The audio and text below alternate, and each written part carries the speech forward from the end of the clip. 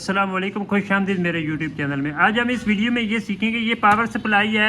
ये वैसे ठीक है, काम कर रही है, लेकिन ये काफ़ी दिन हो चुकी है, चलती रही है। उसके बाद अब इसका जो रद्द-ए-अमल है वो ये है कि ये जो जब सप्लाई को कूलर के साथ लगाते हैं तो ये सप्लाई अपनी वोल्टेज को फ्लक्चुएट कर रही होती है। मैं काफ़ी दिनों बाद वीडियो बना रहा हूँ, ठीक है, और कोशिश करता हूँ कि आप लोगों को समझाने की आप लोगों को समझ आ जाए, ठीक है। अच्छा, अब इसका रद्द-ए-अमल जो आ रहा है वो ये है कि ये सप्लाई बिल्कुल ओके है, लेकिन जब इसके ऊपर लोड डाला जाता है तो ये अपनी फ्लक्चुएट वोल्टेज को फ्लक्चुएट करती है। यानी हमारा जो कूलर है ना वो झटके लेने लग जाता है। कभी पंखा ज़्यादा रेस पकड़ता है, कभी कम रेस पकड़ता है। इसकी कंडीशन ये है, बाकी बिल्कुल ओके है। अब इस कंडीशन में कई वजूहात हो सकती हैं। पहले मैं आप लोगों को यहाँ पे बता देता हूँ इसमें वजूहात कौन कौन सी हो सकती है, ठीक है। सबसे पहले आप इसका ये बल्क कैपेसिटर देखें तो इसका बल्क कैपेसिटर फूला हुआ है। ये बल्क कैपेसिटर भी अगर ख़राब हो तो आपकी पावर सप्लाई क्या करेगी, फ्लक्चुएट करेगी। आप कापी पेन से ले लें, लिखते जाएं। अगर आपका कूलर कभी तेज़ हो जाता है, कभी स्लो हो जाता है, तो इसमें रीज़न जो है ना, आम तौर कोई भी सप्लाई, किसी भी किस्म की सप्लाई आती है, अब आप लोग ये जो चीज़ें मैं बता रहा हूँ आप लोगों ने ये चीज़ें करनी है, ठीक है। आप वैसे डाटा शीट नहीं पढ़ सकते, मुझे पता है, सारे जो भाई हैं उनके पास इतना टाइम नहीं होता, तो मैं मोटी मोटी चीज़ें यहाँ पे बता रहा हूँ। पहले नंबर पे आपने बल्क कैपेसिटर को चेक करना है, ठीक है। बल्क कैपेसिटर को चेंज करके चेक करना है। उसके बाद आपने एक आईसी के साथ ये लगा होता है VCC कैपेसिटर। मैं थोड़ा जूम करके ना आप लोगों को बिल्कुल क्लियर दिखाता हूँ। एक लगा हुआ होता है ये VCC कैपेसिटर होता है, ठीक है। अगर ये चेंज करने के बाद भी आपका ये जो है ना मसला सॉल्व नहीं हो रहा, तो फिर आपने VCC कैपेसिटर को चेक करना है। VCC कैपेसिटर को चेक करना है, इसको इसकी जगह पे इसी तरह का, इस सेम वोल्टेज का आपने कैपेसिटर लगाना है, ठीक है।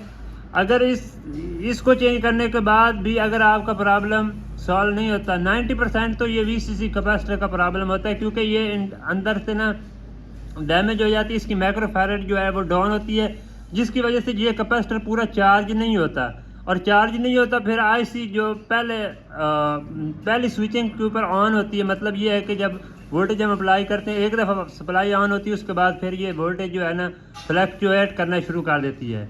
ये 90% जो है ना ये कैपेसिटर ख़राब हो जाता है, इसकी माइक्रोफैराड डाउन होती है, तो इस वजह से ये मसला इसके ऊपर आता है, ठीक है।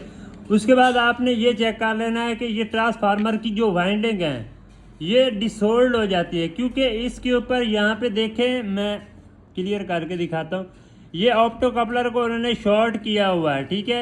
यानी अब इसका जो फीडबैक वाला सेक्शन है उसको उन्होंने ड्रैग किया हुआ है। जब हम सप्लाई को वोल्टेज अप्लाई करते हैं तो हमारी जो आईसी है ये मुस्तकिल काम कर रही होती है हाई फ्रीक्वेंसी के ऊपर।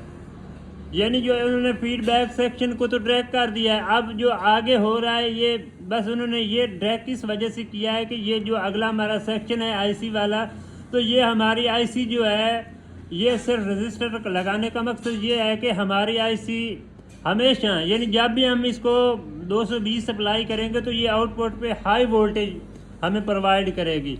पहले होता था ये नहीं शार्ट, इसको मैं उतार दूं तो फिर तो हम लोड डालेंगे, तो उसके बाद ये अपनी जो ज़रूरत के मुताबिक हम जो वोल्टेज लेते हैं वो हमें यहाँ पे मिलती है। ऑप्टो कपलर यानी वही हमें जो है ना आउटपुट देता है कि इतनी ज़रूरत है, इतनी वो वोल्टेज निकाल के देता है।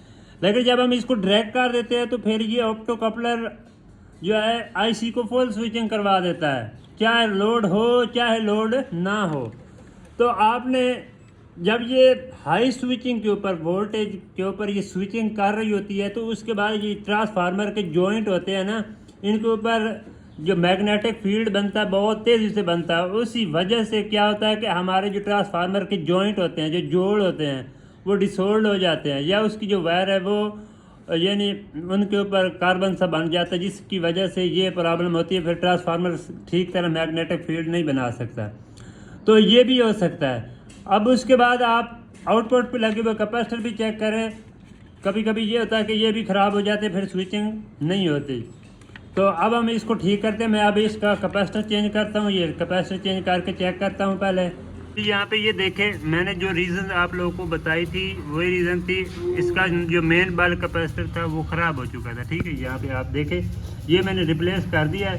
अब हम इस सप्लाई को चेक करते हैं और इसकी वोल्टेज चेक करते हैं कि क्या हमारा कूलर झटके लेता है या नहीं लेता। तो यहाँ पे मैं इसका स्विच लगाता हूँ यहाँ पे, तो हमारा कूलर जो है वो ऑन हो चुका है।